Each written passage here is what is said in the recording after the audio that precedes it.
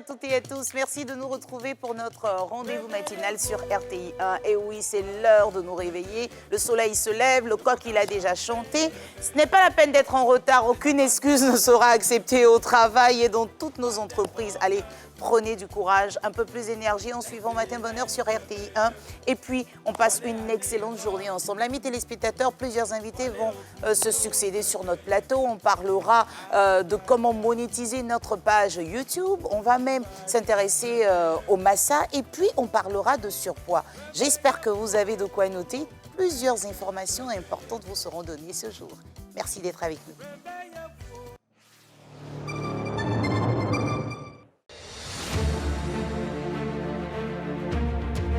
Suivez la caravane des présélections de Miss Côte d'Ivoire 2024. Votre prestigieux concours qui allie intelligence et beauté. Tous les vendredis, après le journal télévisé de 20h sur RTI 1. Miss Côte d'Ivoire 2024, la recherche de l'excellence.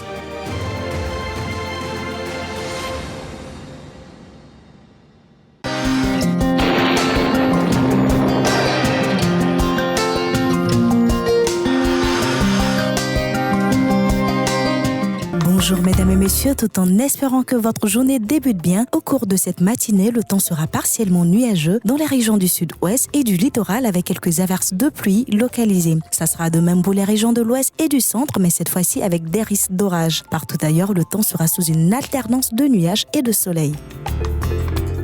Les températures prévues pour cette matinée sont de 24 degrés dans la ville d'Abengoro, 26 degrés dans la ville d'Abidjan, 25 degrés dans les villes d'Adiaké et Bondoukou, 24 degrés dans la ville de Bouaké, 26 degrés à Bona, 25 degrés dans les villes de Bundiali, Daloa, Dimbokro, Gagnoa, Giglo, Kong et Korogo, 24 degrés dans les villes de Mans et Odiéné, 26 degrés dans la ville de San Pedro, 29 degrés dans la ville de Sassandra, 25 degrés à Séguéla, 23 degrés à Soubré, 26 degrés à Tabou, 25 degrés à Tiasalé, 24 degrés à Touba et 24 degrés dans la ville de Yamoussoukro. Au cours de l'après-midi, on observera en milieu ou en fin de période des orages accompagnés parfois de pluie sur les régions de l'Est, de l'Ouest, du Sud forestier et du littoral. Partout ailleurs, le temps sera partiellement nuageux. Les températures de cet après-midi sont de 30 degrés dans la ville d'Abengoro, 29 degrés à Abidjan, 32 degrés à Adiaké, 34 degrés à Bondoukou, 31 degrés dans la ville de Bouaké, 36 degrés dans les villes de Bouna et Bundiali, 33 degrés dans les villes de Daloa, Dimbokro, Gagnoa, 34 degrés dans les villes de Kiglo et Kong, 33 degrés dans la ville de Korogo, 30 degrés dans la ville de Mans, 36 degrés à Odiéné, 30 degrés à San Pedro, 32 degrés à Sassandra, 33 degrés à Séguéla, 29 degrés à Soubré, 32 degrés à Tabou, 30 degrés à Tiasalé, 33 degrés à Touba et 30 degrés dans la ville de Yamoussoukro. Merci à toutes et à tous de nous avoir suivis et excellent début de journée à tous.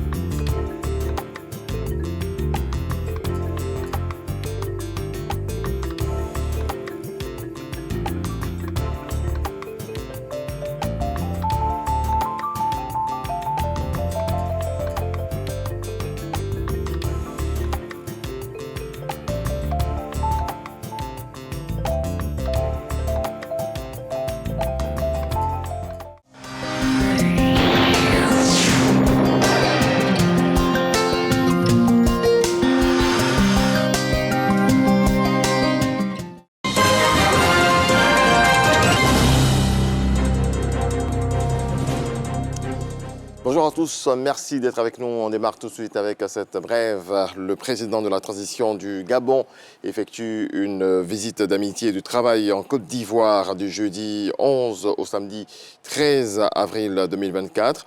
Le général Brice Oligui Nguema sera reçu aujourd'hui en audience par le chef de l'État, le président de la République Alassane Ouattara, au palais présidentiel en début d'après-midi. Il va s'entretenir ensuite avec la communauté gabonaise résidant en Côte d'Ivoire. Les musulmans de Côte d'Ivoire ont célébré hier la fête de Ramadan. Ils achèvent ainsi un mois de jeûne, 30 jours de privation et de recueillement spirituel, l'un des piliers de l'islam. À la mosquée de la Riviera Golfe, le président de la République, Alassane Ouattara, était aux côtés des musulmans pour la prière de l'Aïd el-Fitr. Le point d'Abou Sanogo. Commune de Cocody, grande mosquée de la Riviera Golfe, jour de l'Aïd el-Fitr, jour de joie. Les fidèles musulmans ont effectué nombreux déplacements pour exprimer leur reconnaissance en Allah pour toute sa miséricorde en leur faveur. L'Aïd el-Fitr marque la fin du jeûne du Ramadan, 30 jours de privation, de pénitence et de recueillement spirituel. C'est en présence du président de la République Alassane Ouattara que la prière de l'Aïd el-Fitr a été célébrée. Prière de deux unités dirigée par l'imam El Hadj Moumin Traoré, comme le veut la tradition islamique.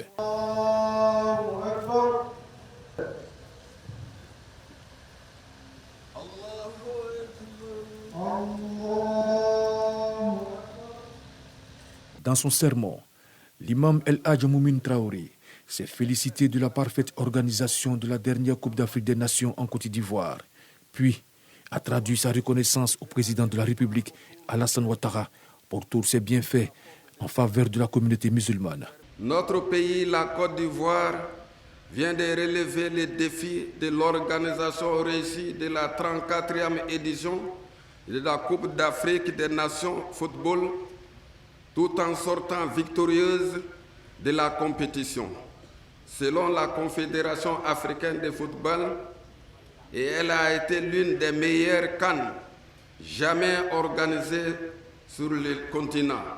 Nos félicitations vont à l'endroit de son Excellence, Monsieur le Président de la République, El Hadj Alassane Ouattara, et son gouvernement, pour tous les moyens financiers, matériels et humains déployés, notamment les infrastructures réalisées qui ont servi l'organisation de la CAN.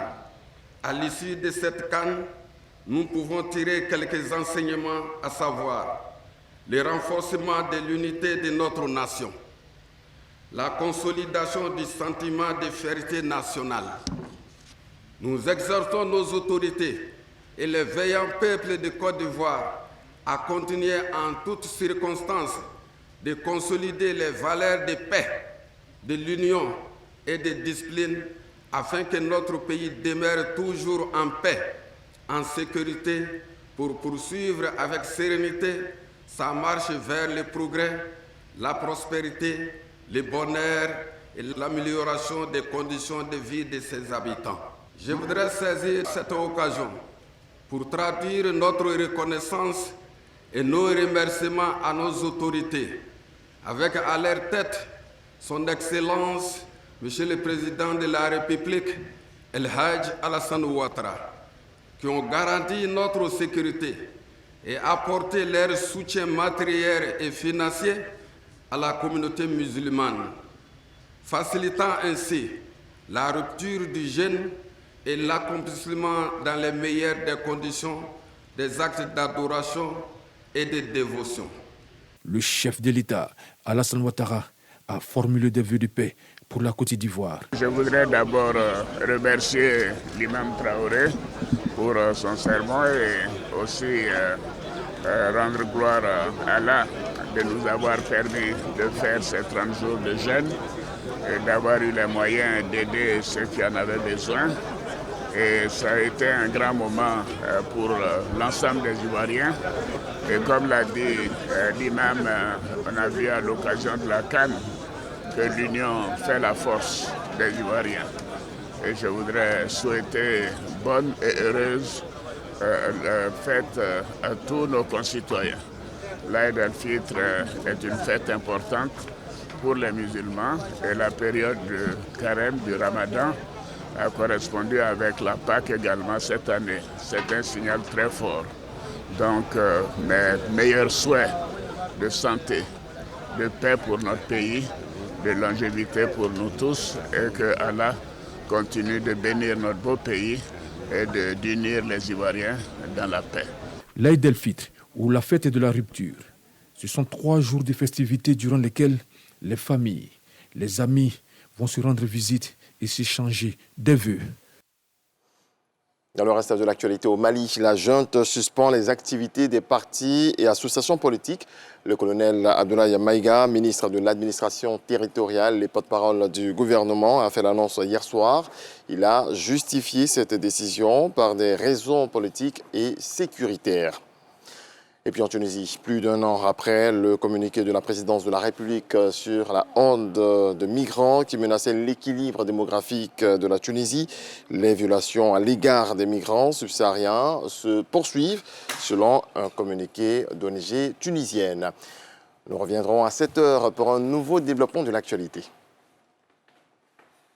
Régis Refus, merci. Mais comment tu fais ta bonne mine comme ça ce matin? Le réveil est compliqué. Toi, tu es prêt, qu'est-ce qu'il y a? Tu n'as pas fêté hier ou bien? Hein, Régis? Non, c'est vrai que nous étions au travail, hein, nous étions ici à 23 h, donc nous sommes rentrés un peu tard, peut-être saluer les voisins, 1 h du matin. Aller saluer les voisins, là, c'est quelque chose aussi. Ah oui. Je sens ça dans le corps en ce moment. Mais bon, avec beaucoup de plaisir, amis téléspectateurs, on va le retrouver à 7 h, n'est-ce pas, Régis? C'est ça, à 7 h. Merci beaucoup pour le deuxième flash de l'information. Mais en attendant, continuons cette émission avec le premier invité qui nous honore de sa présence. Il s'agit du chef de service neurologie au CHU de Yopougon. Son nom, professeur Andri Oka. Bonjour, merci d'être avec nous. Bonjour, madame. Vous n'avez pas eu du mal à vous lever super tôt, vous êtes habitué à cela. Avec vous, on doit parler de la neurochirurgie. Mais le thème exact, c'est « Doit-on avoir peur de la neurochirurgie ?» D'abord, avant d'avoir peur, il faut qu'on sache ce que c'est. Qu'est-ce que c'est, la neurochirurgie? Alors, la neurochirurgie, c'est cette branche de la médecine qui fait partie du grand groupe de la neurologie et qui traite des maladies qui nécessitent une intervention neurochirurgicale. Parce qu'il y a des neurologues qui prennent en charge les patients qui doivent bénéficier d'un traitement qui est médical. Et le neurochirurgien, lui, il opère. Très bien. Et quelles sont les pathologies donc que la neurochirurgie peut prendre en charge? Alors, il y a plusieurs pathologies. On peut les regrouper en pathologies qui intéressent le cerveau ou bien le crâne, et puis en pathologie qui intéresse la colonne vertébrale et la moelle spinale, ainsi que les racines nerveuses. Mais vous citez des pathologies assez graves quand même. Est-ce que la neurochirurgie peut permettre d'en guérir totalement? Oui, on peut guérir totalement, ça dépend de quelle pathologie. Ça prend du temps? C'est coûteux? Comment ça se passe des soins en neurochirurgie? Bon, pour ce qui concerne le temps, les interventions de neurochirurgie durent. On peut aller à plusieurs heures. On peut même arriver à 20 heures d'intervention.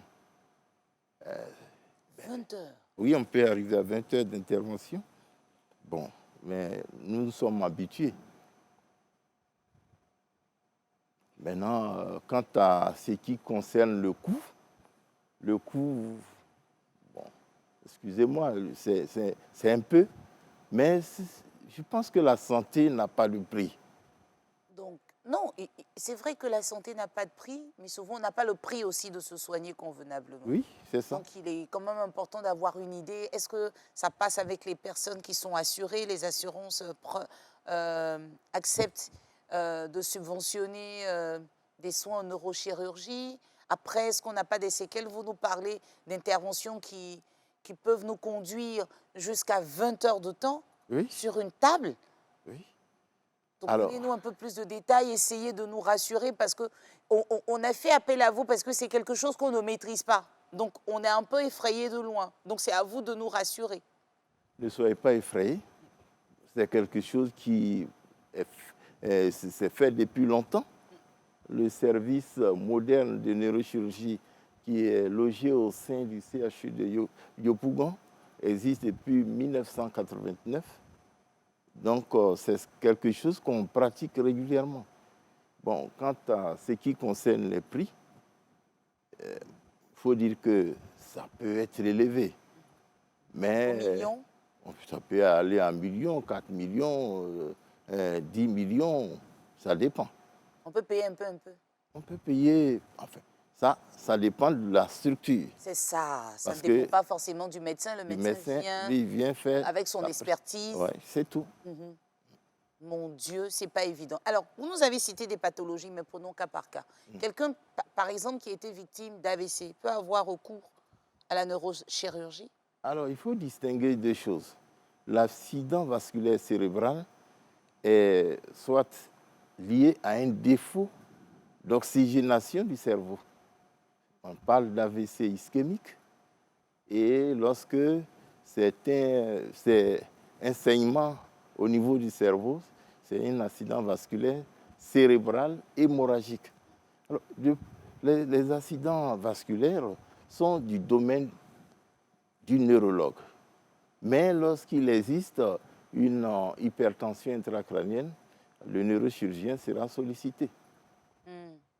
Très bien. Parce que malheureusement, aujourd'hui, on voit beaucoup de personnes qui en souffrent d'accidents, bon, pas d'accidents, mais de séquelles liées à un accident vasculaire cérébral. Voilà, je vais y arriver. Et après, les gens ont souvent du mal à parler correctement ou à marcher correctement. Est-ce qu'avec la neurochirurgie, le patient peut redevenir tel qu'il était avant l'AVC? Ce n'est pas totalement sûr.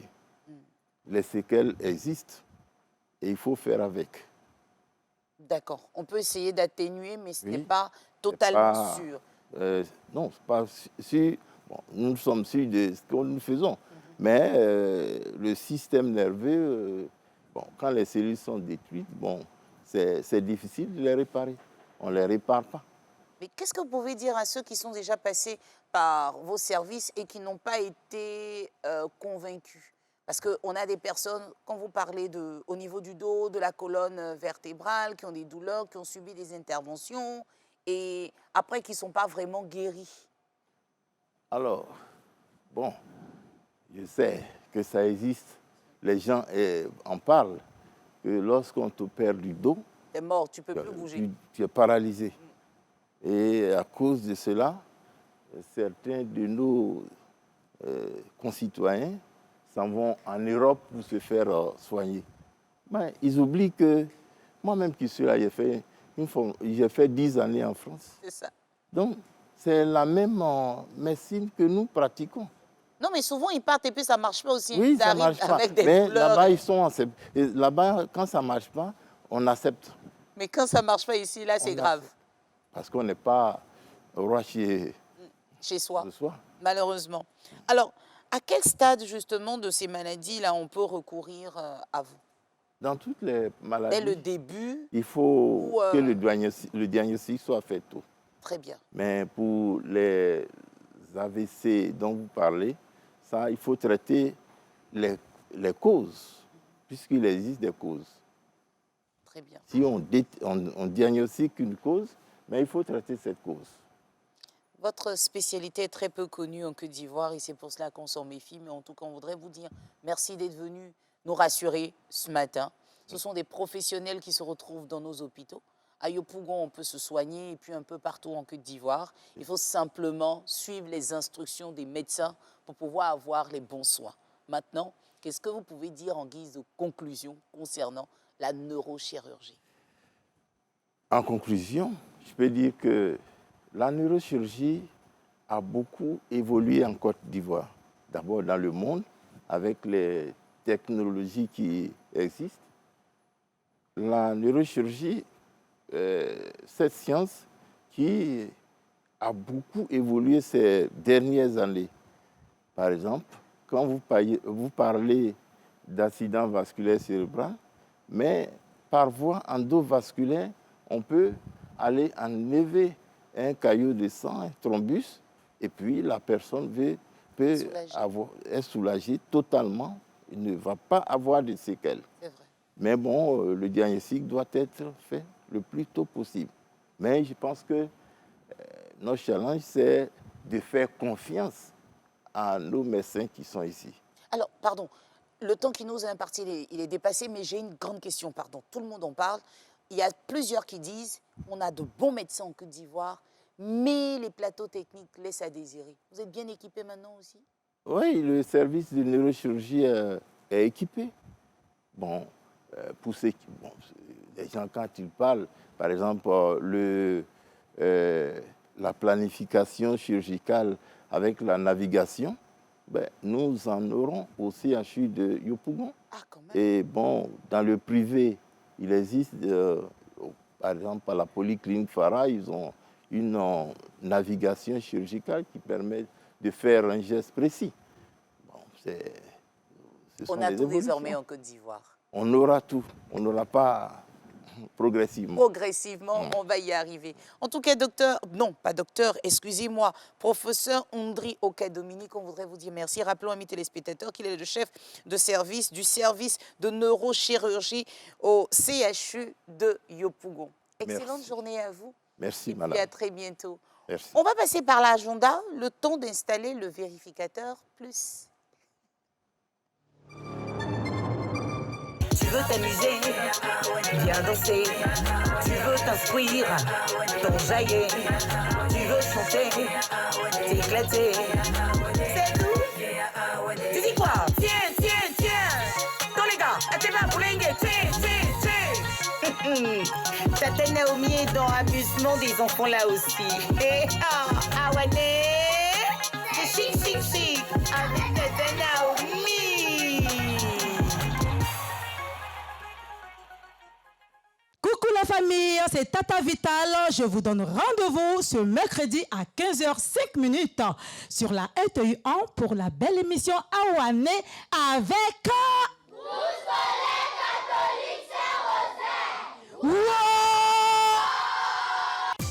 Chers tout petits, retrouvons-nous ce mercredi à 15h05 sur RTI 1 dans Awane. Awane, c'est chic avec Tata Naomi.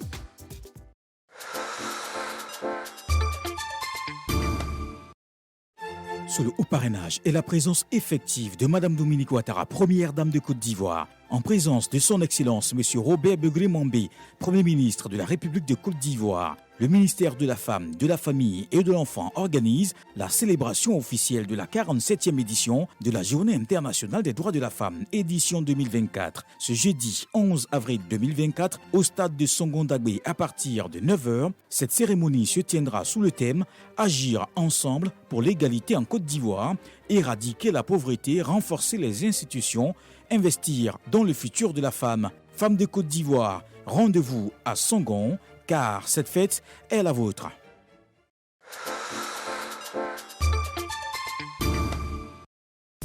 RTI, prix cadeau. Vous êtes un magasin de pagne, de bazin, une boutique de vêtements, un établissement de loisirs, un restaurant, un réceptif hôtelier, une supérette, un magasin de vente d'électroménager ou un petit commerce. Bénéficiez jusqu'au 30 avril d'une remise allant jusqu'à 60% sur tous les supports du groupe RTI. Rendez-vous vite dans nos agences RTI Publicité, Yopougon Cosmos, Boaké, Deux Plateaux Vallon, Plateau. Les bonnes affaires, c'est chez nous. Il est expert en communication digitale et avec lui, on va savoir comment monétiser notre compte sur YouTube. Non, notre compte YouTube ou Facebook, voilà, depuis la Côte d'Ivoire. Parce que finalement, ça ne marchait pas, les amis. On est d'accord, hein, les autres sont ailleurs, ça fonctionne super bien, mais depuis la Côte d'Ivoire, ce n'était pas évident. Son nom, c'est Konanguette Barthélémy. Bonjour. Bonjour. J'ai envie de dire, c'est une très bonne nouvelle. Ah, c'est une très bonne nouvelle. C'est possible maintenant. Alors, c'est possible. Les paramètres n'ont pas tant que ça changé, mais il y a des parades. Il y a des parades. Notre pays n'est toujours pas éligible en termes de monétisation sur YouTube notamment. Mais vous avez des parades, notamment faire loger son compte ou alors sa chaîne dans les pays qui sont éligibles, notamment la France, les États-Unis, Singapour et d'autres pays. Donc voilà, c'est une technique qu'il faut avoir. En termes d'éligibilité, on n'est toujours pas éligible sur les chaînes. Pourquoi? Et on peut le faire. Mais pourquoi? On peut le faire. Alors, c'est, on va Pourquoi dire... on n'est pas éligible? J'ai jamais compris. C'est le pouvoir discrétionnaire de YouTube qui voilà, décide que certains pays, peut-être en termes de trafic sur YouTube, ne sont pas encore plus, ne sont pas très avancés. Donc, ils considèrent qu'ils ne sont pas... Il y a d'autres pays africains qui n'ont pas ce problème. Oui, l'Afrique du Sud, par exemple, est éligible, mais notamment les pays francophones, le Bénin, le Gabon, sont des pays qui sont encore non éligibles. Donc voilà, je pense que... Avec tout ce qu'on fait sur les réseaux sociaux, là, ce n'est pas encore suffisant. Donc de notre avis, on se dit c'est parce qu'on n'a pas encore peut-être beaucoup de créateurs de contenu YouTube sur ces plateformes-là, que nous sommes encore en retard sur ça. Voilà. Très bien. Alors, pays comme l'Afrique du Sud, vous avez énormément de créateurs de contenu, le Nigeria, pareil, donc ces pays sont éligibles et donc voilà, on se dit c'est tellement parce qu'on n'a pas de grands créateurs de contenu YouTube. D'accord. Voilà. Alors finalement, on n'est pas éligible, il y a des parades, comment on fait? Alors, on n'est pas éligible, il y a des parades, donc il faut s'y mettre. Il faut s'y mettre parce que la monétisation des chaînes YouTube permet d'avoir des revenus supplémentaires pour tous ceux qui cessaient à la création de contenu, quand on sait que les créations de contenu dans les années qui viennent vont être énormément sollicitées à la fois par des publicitaires, par les annonceurs. Et donc voilà, c'est une activité qui peut nourrir son âme si on s'y prend très bien. Alors, comment on le fait? À la création de votre chaîne YouTube, il y a des paramètres dans ce qu'on appelle l'outil de création donc, de la chaîne YouTube, qui est YouTube Studio. On vous demande de créer, de décider du pays dans lequel vous hébergez votre chaîne. Et donc, c'est à ce moment-là que vous décidez que ma chaîne peut être logée aux États-Unis, peut être logée en France ou d'autres pays qui sont éligibles, en fait. C'est tellement transparent que lorsque vous mettez sur ce paramètre-là, l'ensemble des pays éligibles s'affiche et vous choisissez le pays qui vous sert. Mais apparemment, certains ont essayé ces techniques, oui. Mais ils nous ont dit que ça ne fonctionnait pas à cause de la géolocalisation, parce que c'est activé. On sait d'où vous émettez, en fait. Alors, non, là où vous avez des problèmes, c'est sur AdSense. AdSense, c'est la régie, on va dire, publicitaire de Google, qui, lui, là-bas, va vous demander de préciser votre pays où vous créez le contenu. Et à ce moment-là, si vous mettez le pays, par exemple, États-Unis, et que vous n'êtes pas aux États-Unis, ça ne marchera pas. Vous pouvez avoir une chaîne YouTube qui est logée peut-être aux États-Unis, et votre compte AdSense, lui, doit être forcément dans le pays où vous créez les contenus. Pardon, aidez-nous. Voilà, AdSense, revenez dessus. C'est quoi AdSense? AdSense, si vous voulez, c'est le compte publicitaire. C'est celui-là qui va vous permettre donc de recevoir les paiements de votre chaîne YouTube, par exemple. Mais celui-là, comment je le crée? Vous le créez, c'est comme, on va dire, comme Facebook, comme n'importe quel compte. Vous partez dessus, vous avez le lien, et puis on vous demande de renseigner peut-être toutes les images qu'on a proposées. Vous partez dessus et vous renseignez tout ce qui est nom, tout ce qui est site web, et on vous génère un compte aussi simple que ça. Peu importe le lieu où vous vous trouvez. Peu importe que lieu. Par exemple, là, nous sommes éligibles. En Côte d'Ivoire, vous pouvez créer un compte AdSense qui vous permet justement de pouvoir recevoir des paiements sur votre chaîne YouTube. Bon, maintenant, vous avez déjà des pages. Vous faites quoi? Vous annulez tout, vous fermez toutes vos pages, vous créez de nouvelles pages pour pouvoir les monétiser? Non, il y a la possibilité de changer des pays. Voilà, vous pouvez changer. Pour ceux qui ont déjà créé des pays, créé des chaînes YouTube avec d'autres pays, vous avez cette capacité de pouvoir changer le pays. D'accord. Donc là, on a le processus, mais ça a l'air tellement simple que ça peut être compliqué vers la fin. Donc, on peut se rapprocher des professionnels comme vous? Oui, normalement, la plupart des agences de communication digitale, donc les agences de publicité savent le faire. Les community managers qui gèrent nos différents pages Facebook savent le faire. Pardon, il voilà, faut laisser community manager, CM là, pardon. Oui. Il y a beaucoup, ils se font appeler community manager, mais en réalité, ils ne le sont pas.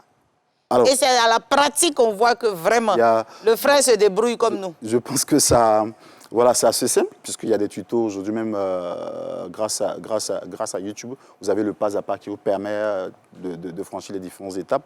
Donc voilà, c'est quelque chose qui était peut-être un peu plus compliqué dans les années passées, mais aujourd'hui qui se fait assez simplement. Alors, est-ce que j'ai des documents précis à fournir pour avoir mon compte AdSense? Bien sûr, il y a la vérification d'identité. Donc, il y avait un moment où on vous demandait on va dire d'uploader, par exemple, vos CNI. Uploader pour ceux qui ne savent pas. Alors, de charger, donc de mettre sur la page votre Donc, vous CNI. scannez votre pièce d'identité, exactement, parce qu'il est question passeport. de vérifier maintenant votre identité, s'il est conforme avec la chaîne que vous voulez monétiser. Oui, donc voilà, vous avez besoin de fournir ce type de papiers une fois que... Un compte bancaire aussi? Oui, absolument. Non, c'est pour faire le paiement. D'accord. Le paiement, pour recevoir le paiement, vous êtes obligé d'associer un compte de paiement local, absolument. Oui. Très bien. Mais en tout cas, on vous dit merci. Le temps est trop vite passé. Peut-être qu'on aurait dû évoquer les critères d'éligibilité. D'accord, on me donne 2 minutes. 2 minutes, voilà, les critères, parce qu'on ne peut pas, malheureusement, nous, si on le veut bien, on a besoin de, comment dire, on a des critères d'éligibilité pour pouvoir, on va dire, monétiser sa chaîne. Notamment, il faut avoir plus de 1000 abonnés sur sa chaîne déjà. Et puis avoir cumulé sur la chaîne YouTube. Exactement. Avoir cumulé sur les 12 mois précédents près de 4000 heures de visionnage, par exemple. Voilà. Voici entre autres les critères qui vont vous permettre de pouvoir, on va dire, lancer votre demande d'inscription au programme donc, de YouTube qui vous permet justement de monétiser votre page web. C'est pareil pour Facebook? Un peu de différence. On aura l'occasion de voir ça la semaine prochaine avec Jonathan, oui. C'est pas pareil, il y a quelques différences, mais globalement, ça reste les mêmes processus. Il faut avoir un minimum d'abonnés, il faut avoir un minimum on va dire de vues pour pouvoir espérer se lancer dans le processus donc, de monétisation. Alors, on parle de digital, plusieurs sont connectés. Merci à RTI Digital qui nous permet d'avoir Matin Bonheur en direct. Et puis, on vient de m'emmener un message là. Déjà, monétisation, là même, c'est quoi? En fait, c'est de gagner de l'argent. Ils n'ont pas Absolument, compris. Absolument. Il y en a beaucoup qui sont encore un peu en retard. Absolument, c'est non simplement de pouvoir avoir des revenus grâce au contenu que vous créez sur les différents comptes sociaux, YouTube, Instagram, TikTok et tout ça. Plus ces gens cliquent. Plus on regarde. Plus on regarde. Plus on regarde. Et plus vous avez de l'argent. Exactement. Plus vous, quand vous regardez les vidéos, par exemple, vous avez parfois des annonces publicitaires qui font des espèces en 30 ou 15 secondes, 5 secondes par exemple. Donc, lorsque l'utilisateur regarde, par exemple, cette bande publicitaire-là, celui qui a créé le contenu, par exemple, reçoit une petite partie donc, de ce revenu publicitaire. Vous avez aussi une autre possibilité, c'est lui, par exemple, de pouvoir vendre des produits dérivés de votre chaîne. Tata Naomi monte, par exemple, une chaîne YouTube sur, on va dire, tout ce qui est prise de parole en public. Elle peut développer des produits dérivés sur la part de cette trame-là, notamment des e-books. Comment se positionner, comment prendre la parole, voilà. Elle peut également faire des t-shirts avec peut-être le nom de sa page, avec éventuellement le slogan de sa page. Donc voilà, vous avez ce type également de monétisation. Et puis ce qu'on appelle les dons de la communauté qui sont en réalité, on va dire, des soutiens de votre communauté qui vous aime bien, qui apprécie votre contenu, qui peut dire, ben, moi je soutiens Tata Naomi avec un sticker. Et pour que le sticker soit affiché sur le live, vous payez quelque chose et ce que vous payez, une partie est reversée à YouTube et une autre partie revient au créateur de contenu, en l'occurrence. Voilà. Donc, ça va être un plaisir, un bonheur d'avoir des professionnels comme nous, comme vous, pour nous accompagner, parce que franchement, on s'arrache les cheveux. On ne maîtrise pas, mais c'est déjà rassurant de savoir que depuis la Côte d'Ivoire, c'est possible de monétiser sa page, sa chaîne YouTube. C'est possible. Merci beaucoup. Ouais. On va retrouver Régis Kofi pour le deuxième flash de l'information, juste après l'agenda.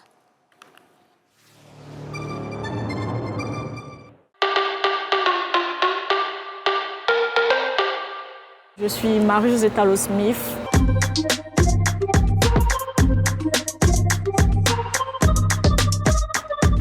RTI, toujours proche de nos athlètes. Déjà, elle a dit merci pour ce qu'ils font pour la nation, pour leur engouement derrière le sport parce qu'on sait déjà que depuis les gens c'était le football, après maintenant les gens voient un peu l'athlétisme, donc c'est déjà un gros pas et continuer à soutenir tous les sports, pas seulement le football, pas seulement l'athlétisme, mais tous les sports, 10 sports mineurs, et mettre en lumière les talents cachés.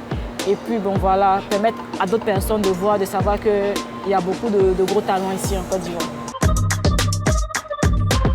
Retrouvez-moi sur les chaînes du groupe RTI, du 26 juillet au 11 août. Ensemble, vibrons au rythme des Jeux Olympiques de Paris 2024. RTI, diffuseur exclusif. Info, Votre incontournable émission musicale sur RTI 1 fait son grand retour. Des artistes émergents aux icônes de la musique.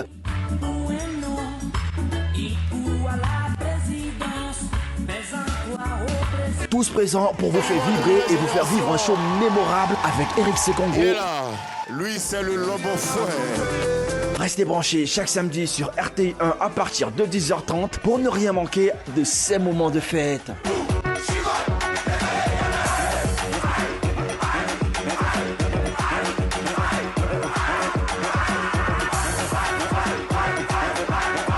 Tempo, la grande fête de la musique sur RTI 1. RTI 1, la chaîne qui rassemble.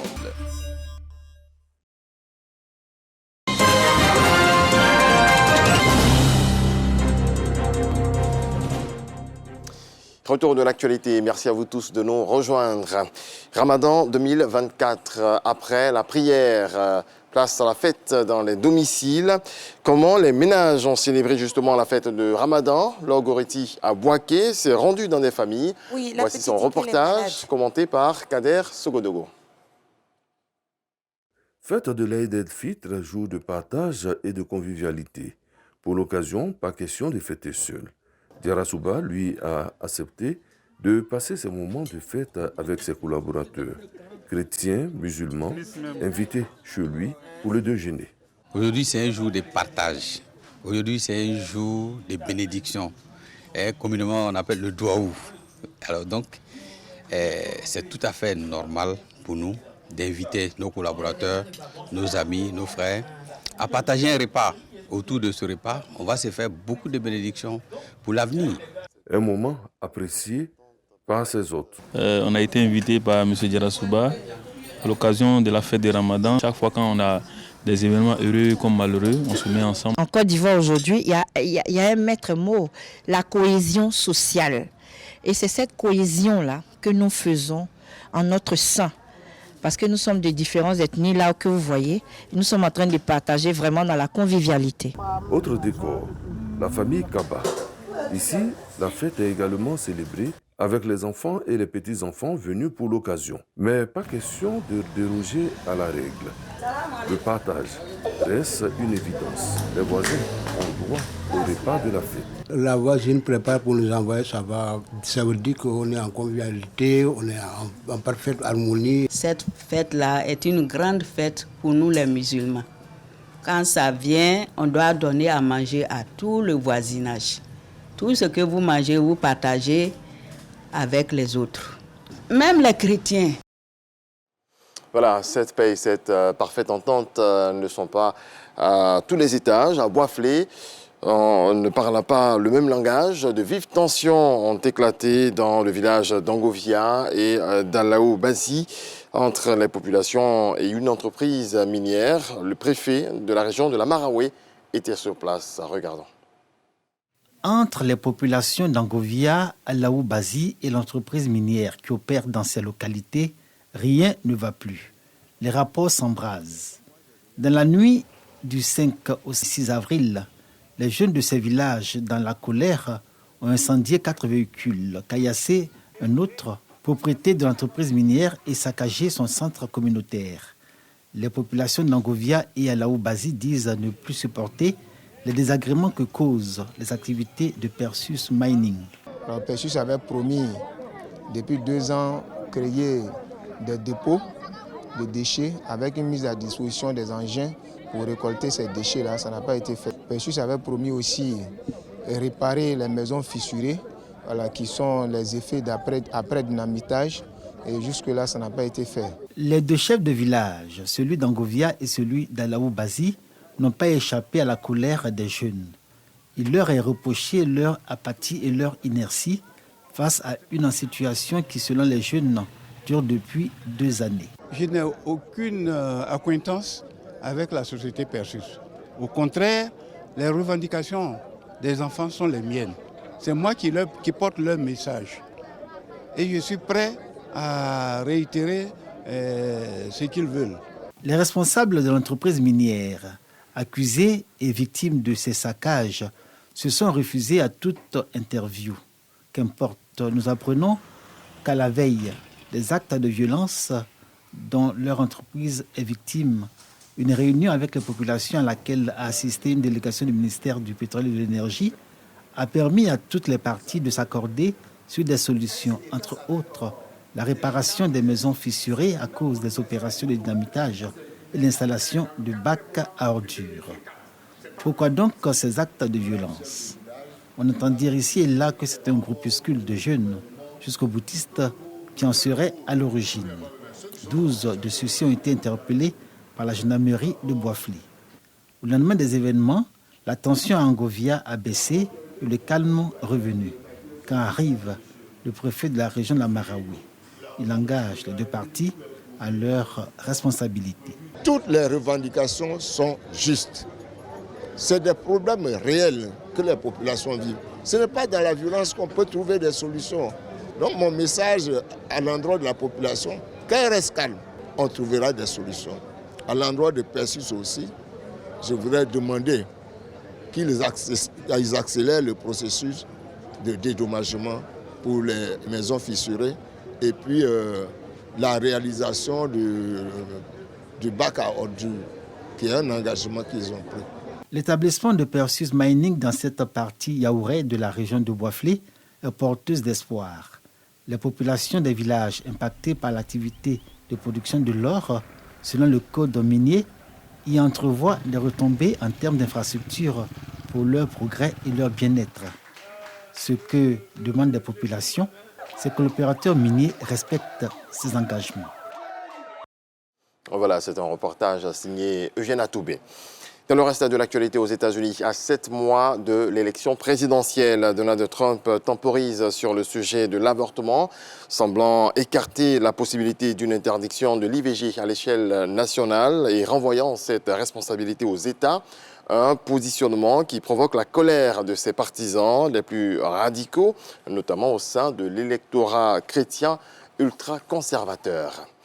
Et puis le tribunal de Barcelone a rejeté les appels du parquet et de la partie civile contre la remise en liberté de l'ancien footballeur Dani Alves ce mercredi 10 avril. Celui-ci avait été condamné pour viol à 4 ans et demi de prison le 22 février dernier, puis libéré le 25 mars après le paiement d'une caution d'1 million d'euros. Merci à vous tous de nous avoir suivis. Excellente journée. Je vous laisse avec Naomi pour la suite.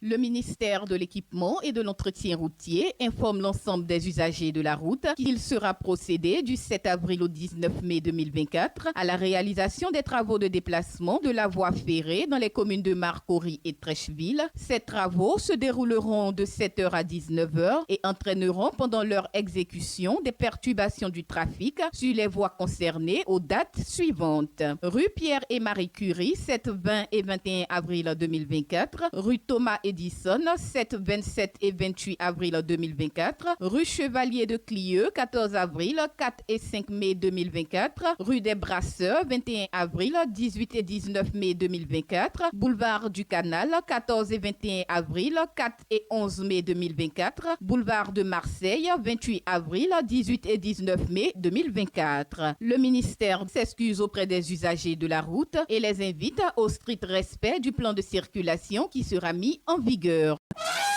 Après sa CAN réussie, la Côte d'Ivoire accueille du 13 au 20 avril le Massa, le plus grand rendez-vous du spectacle africain. 33 pays, 130 troupes, plus de 1000 artistes, 300 spectacles durant 7 jours au Palais de la Culture Bernard Dadier et dans les communes d'Abobo, Cocody, Plateau, Trècheville, Yopougon, Koumassi. Le Massa, c'est nous et c'est gratuit.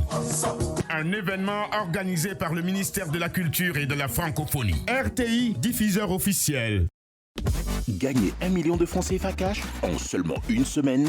Oui, c'est possible. Avec le super jeu RTI Millionnaire Cash. Tente de gagner 1 million de francs CFA cash et être notre super millionnaire de la semaine. RTI Millionnaire Cash, c'est 1 million de francs CFA cash, des enveloppes de 50 000 francs CFA cash et 100 000 francs CFA cash à gagner. Envoie vite cash, C-A-S-H, au 98 114. Participe au quiz et tente ta chance chaque jour. Multiplie tes chances pour le super lot de 1 million de francs CFA cash. À toi de jouer. cash au 98 114 100 francs CFA le SMS.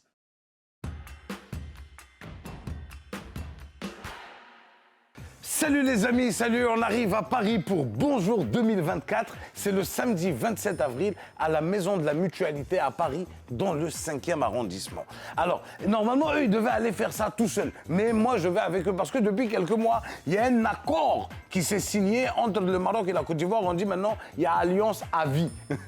On dit maintenant, un Ivoirien ne doit pas voyager sans son Marocain. Donc, comme je suis le Marocain de Bonjour, on me prend pour aller là-bas. Et puis, on ne sait jamais, hein, arriver là-bas, peut-être Joël ou bien Agalawal peuvent se disqualifier, et puis moi, je peux les requalifier. On ne sait jamais. Et avancez là-bas. Et si on vous disqualifie, attendez-moi là-bas. On s'en va là-bas comme ça, on voyage en bonne compagnie. Bonjour 2024 à Paris, le 27 avril, on vous attend. Allons, il les amène.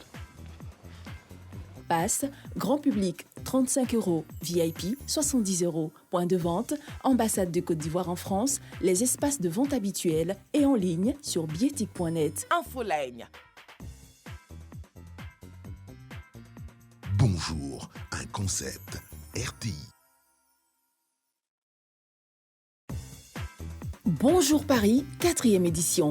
Un contenu sur mesure. Une salle de prestige, des humoristes triés sur le volet. Les gars aussi, vous êtes là, vous trompez les mousseaux, vous trompez les go, on voit dedans. Que Dieu vous bénisse. Bonjour Paris, le rendez-vous de la diaspora, placé sous le parrainage du Premier ministre, ministre des Sports et du Cadre de Vie, Robert Begré-Mambé. La RTI, l'ambassade de Côte d'Ivoire en France et Towin Communication organisent Bonjour Paris, 4e édition, ce samedi 27 avril, à la Maison de la Mutualité à 20 h. Bonjour Paris, une opportunité pour fêter la 3e étoile et dire merci aux éléphants ainsi qu'aux populations pour leur soutien indéfectible. Avec Yodé Siro et Abomé l'éléphant. Passe, grand public, 35 €, VIP, 70 €. Point de vente, ambassade de Côte d'Ivoire en France, les espaces de vente habituels et en ligne sur bietic.net. Bonjour Paris, 4e édition. C'est aussi le quart d'heure du Maroc. Pas que. Bonjour Paris pour une Côte d'Ivoire solidaire. Sponsor. Partenaire. Infoline. Bonjour Paris, 4e édition, ce samedi 27 avril. Oui, c'est vrai. Oh, je sens l'esprit est là. C'est un garçon qui est joli, mais du pot de baya. Bonjour, un concept RTI.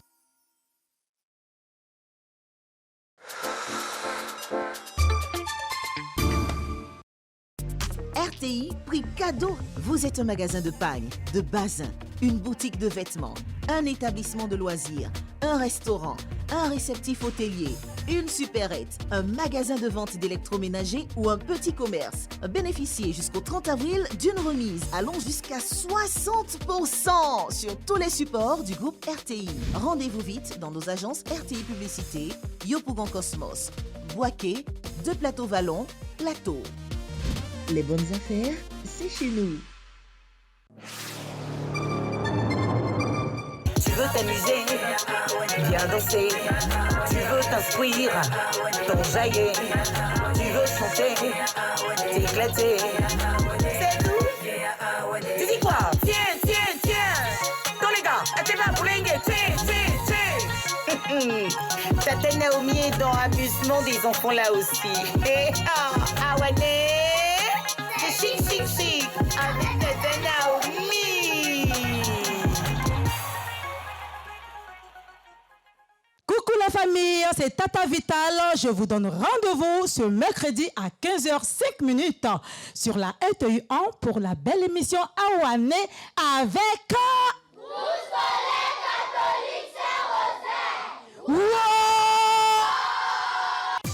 Chers tout petits, retrouvons-nous ce mercredi à 15h05 sur RTI 1 dans Awane. Awane, c'est chic avec Tata Naomi.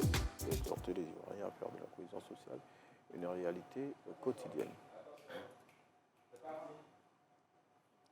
J'étais préoccupée parce que franchement, on m'emmène plusieurs messages à mes téléspectateurs. Désolée pour cette pause, hein. Vraiment, je suis désolée. Alors, tout le monde souhaite que le professeur neurochirurgien revienne. Plusieurs questions sont en train de nous arriver, donc on va le préparer et l'installer à nouveau sur le plateau. Mais pour l'heure, retrouvons Renaud Kobia pour la revue des Unes.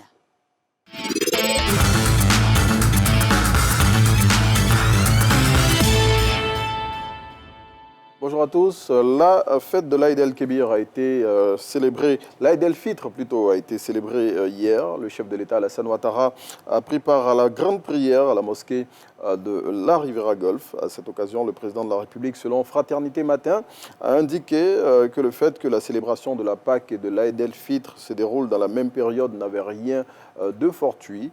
Il a exhorté les Ivoiriens à faire de la cohésion sociale une réalité quotidienne. On reste avec Fraternité Matin qui indique que le président de la transition du Gabon sera à Abidjan aujourd'hui. Selon le confrère, le général Brice Clotaire Oligui Nguema arrive en terre ivoirienne pour une visite de travail et d'amitié de 3 jours. Dernière info à traiter avec Fratmat, c'est celle relative à la visite de la ministre de la Culture Françoise Remarque et des responsables du Massa à la première dame Dominique Ouattara. Ceux-ci, selon le quotidien pro-gouvernemental, sont allés présenter le programme de la 13e édition du marché des arts du spectacle d'Abidjan, qui, il faut le noter, se déroulera du 13 au 20 avril 2024 à Abidjan autour du thème « Jeunesse, innovation et entrepreneuriat, des leviers pour le développement des industries des arts du spectacle africain ». Et puis, pour refermer ce numéro de la revue des Unes, ce drame qui a eu pour cadre la commune de Bingerville. Selon Soir Info, hier, un militaire a abattu sa femme et s'est ensuite suicidé. Sur les raisons de ce double homicide, le confrère, qui n'apporte aucune précision pour le moment, dit attendre les résultats de l'enquête. C'est ici qu'on s'arrête pour ce numéro de la revue des Unes.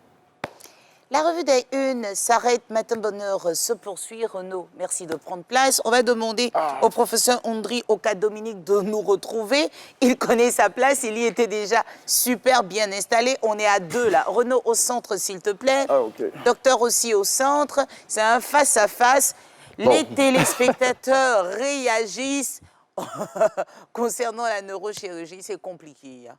On n'est pas très rassuré. On demande que vous soyez encore là. Merci pour votre disponibilité. Alors, neurologue, neurochirurgie, c'est la même chose? Ce n'est pas la même chose. Le neurochirurgien, il est chirurgien. Et le neurologue, il traite des maladies du système nerveux, mais il ne pratique pas la chirurgie. Très bien. Donc, lui, il peut faire le diagnostic. Il peut faire le diagnostic, mais il y a des pathologies qui ont un traitement exclusivement médical. Ça relève du neurologue. Très bien. Maintenant, revenons un peu sur ce qu'on a dit dès le départ, professeur, si vous le voulez bien. C'est déjà de faire un rappel de ce qu'on a dit en première partie de cette émission. C'est quoi la neurochirurgie et quelles sont les pathologies qu'on peut soigner avec cette science? La neurochirurgie, bon, c'est cette science qui consiste à traiter les pathologies neurologiques qui atteignent le système nerveux par voie chirurgicale. Et la différence avec, comme je l'ai dit, la différence avec le neurologue, c'est que le neurologue prescrit les médicaments. Il connaît très bien les médicaments. Le neurochirurgien, lui, son outil, c'est la chirurgie. Mais il peut prescrire des médicaments aussi. Il prescrit des médicaments. D'accord. Les populations ne sont pas rassurées. Oui. Et les populations ont peur de cette science. Selon vous, pourquoi? Bon, ils ont peur de cette science parce que quand on vous dit que vous serez opéré du cerveau, vous pouvez avoir peur. Ou bien alors, vous serez opéré de la colonne vertébrale, on dit que vous serez paralysé. C'est ça qui ou bien que vous allez traîner indéfiniment la douleur, en fait. Un déficit, en fait, neurologique. Mais justement, sur la question, Naomi, c'est peut-être que les populations ont plus peur de la qualité peut-être des praticiens de la neurochirurgie en Côte d'Ivoire, parce que pour ce que l'on entend, la plupart des patients qui souffrent de problèmes qui doivent être traités par les neurochirurgiens préfèrent aller se faire opérer hors de la Côte d'Ivoire. Il a expliqué tout à l'heure, en première partie, c'est qu'il se trouve qu'eux-mêmes, ils se forment à l'extérieur généralement. Bon. Lui, par exemple, il a fait 10 ans en Europe, il est revenu, il a un background, il maîtrise son métier. Donc, je pense que c'est parce qu'on est mal informé. On est peut-être mal informé. Oui. Parce que moi, j'ai souri quelquefois. Quand j'étais en France, je ne vais pas citer des noms ici, il y a des grands hommes de ce pays qui sont partis se faire opérer par mon patron en France. C'est moi qui les ai opérés. Parce que quand tu dors, tu ne sais pas celui qui te fait. Bon, généralement, on dit l'équipe du professeur Tan. Donc, dans l'équipe, on ne sait pas finalement qui opère, oui. Quand tu es pratiquement mort, parce que franchement, leur anesthésie, là, ça cogne, tu ne sais pas ce qui se passe. Hein? Et puis aussi, est-ce que ce n'est pas parce qu'il y a eu des précédents en Côte d'Ivoire sur des patients opérés de pathologies qui doivent être faites par des neurochirurgiens, et puis il y a eu des antécédents qui font que les populations ont peur. C'est aussi ça le cas. On a entendu à l'époque dans la presse quelqu'un qui avait intenté un procès contre une grande structure de la place qu'on ne va pas nommer. Ça a peut-être aussi attisé cette peur-là des populations. Alors, bon, le procès, il en existe. Moi-même, j'ai été... Peut-être que c'est de moi où vous voulez parler. Non. Ah bon, mais, oui, mais il faut dire les choses comme ça, parce que quand on va dans un hôpital, on veut sortir guéri. Oui. Or, malheureusement, il y a une autre situation qui peut arriver. Oui. Soit on est handicapé, soit on est de l'autre côté, on est mort, soit on est guéri. Mais ce n'est pas du fait que du médecin. Parce que moi, je résume l'acte chirurgical comme étant une équation qui est plurifactorielle, dépendant, un, du chirurgien, sa compétence, deux, du malade, avec lui-même ses antécédents, le matériel, et puis l'anesthésiste, et puis il faut tenir compte, moi je tiens compte beaucoup de l'environnement spirituel. Ah, mais c'est ça. Ça existe. Bon, est-ce à dire que le patient qui va se faire opérer par un neurochirurgien doit être blindé spirituellement? Non, il dit pas ça. Il dit, lui, il en tient compte, mais il n'a pas dit qu'il demande à tout le monde de le faire. Ça, j'en tiens compte. C'est ça. Mais finalement, vous avez un pourcentage élevé de patients guéris ou pas? Bien sûr. On peut donner les chiffres. Ce sont les en fait, le train qui arrive à l'heure, il n'intéresse personne. C'est ça. On dit en Afrique que la mauvaise nouvelle part plus vite que la bonne nouvelle. Donc, donnez-nous de bonnes nouvelles. Quels sont les chiffres aujourd'hui? En tout cas, à près de 80%, nous sommes avec des patients guéris? On guérit. Mais il faut reconnaître qu'il y a 20% malheureusement pour qui ça ne marche pas bien. C'est peut-être ces 20%-là qui découragent davantage. Quand je dis 80%, bon, peut-être que je suis un peu... modeste. C'est pas rassurant, docteur. Voilà. Et professeur. Modeste. C'est pas rassurant, 80%? Non, 20%, moi je tiens compte des 20%. Ah oui, oui. Mais quand on rentre dans un hôpital, soit on est guéri, soit on n'est pas guéri. Et le neurochirurgien ne va pas échapper à cela. Oui, oui. Mais on préfère prendre des médicaments pour calmer la douleur que de passer en salle d'opération, sur le billard. Parce qu'imaginez, vous allez dépenser près de 5 à 10 millions pour un truc, et puis après, vous repartez avec des séquelles. C'est pas mieux de prendre des médicaments pour doser? Mais les médicaments ont leurs limites. Lorsque les médicaments ne vont pas peut-être traiter la cause, si c'est une sciatique, par exemple, les médicaments, d'abord, c'est le médicament. Mais si c'est une hernie discale qui provoque la sciatique et qui est volumineuse, mais il faut aller on est obligé. enlever. On n'y peut rien. On est vraiment obligé de faire quelque chose pour pouvoir soulager et guérir le patient, quoique ce n'est pas garanti à 100%. C'est presque garanti. Hein. Pour ça, hein, quand le diagnostic est bien et quand la maladie est traitable, s'il y a des pathologies qui défient toutes les thérapeutiques. Ça défie aussi bien en Europe que chez nous. Oui, et j'imagine que, Naomi, la neurochirurgie en Côte d'Ivoire ici, peut-être que vous avez déjà posé la question, elle est pratiquée dans combien de centres de santé? Déjà, Yopougon. Alors, oui, c'est du service de Yopougon que le service de neurochirurgie de Boaké est né, et puis aussi de l'hôpital Moscati à Yamoussoukro. Très bien. Donc, peu importe. En dehors de ça, nous pratiquons la neurochirurgie dans les structures privées aussi. Privées. Mais on ne donnera pas les noms des structures privées. Mais on sait aussi qu'en Côte d'Ivoire, il n'y aurait pas beaucoup de neurochirurgiens. On me dit que c'est moins de 30. Oui, c'est exactement ça. Exactement ça. Mais là, Pour toute la Côte d'Ivoire, là. Les médecins ont peur de la neurochirurgie eux-mêmes. Eux-mêmes, ils ont peur de ça. Je vous ai dit tout à l'heure que... je me joue la tante qui vient de mailler son tchèp.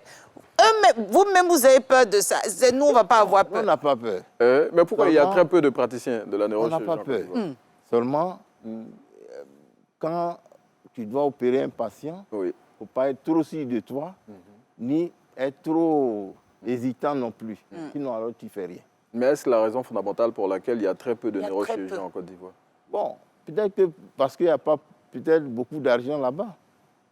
Sérieux? Oui, avec près de 10 millions qu'on paye pour un soin, le médecin, finalement, il a quoi? Ce n'est pas le médecin qui prend ça. Non, mais dans les 10 millions, il a combien? Dans les 10 millions, peut-être, je prends le cas d'une structure privée. Privée, hein. Et il a peut-être 300 000 francs. Ah ouais? Donc, attendez, ce sont le matériel et les soins qui coûtent aussi cher, c'est ça? Mais c'est ça. C'est ce qui entoure la chirurgie qui coûte cher. Bon, si dans une structure privée, il a 300 000, ça veut dire qu'au public, là, ça, c'est mort même. Ça, c'est mort. Alors, vous savez, le 8 mars, dans le monde, on a célébré la Journée internationale des droits de la femme. Et tout à l'heure, on va célébrer cette fête de façon officielle avec la première dame de Côte d'Ivoire, Madame Dominique Ouattara, au stade Songon d'Agui. Donc, on aura beaucoup de femmes, hein, des élites qui seront là. On aura un beau spectacle avec des pépites de notre pays. Mais parmi ces pépites-là, apparemment, il n'y a pas de neurochirurgienne. Ah non, peut-être qu'ils n'ont pas voulu regarder dans notre métier. Mais dites-nous. Aussi à l'hôpital Moscati, le professeur Broilé, c'est elle qui dirige le service de... Donc sur les 30 là, c'est une?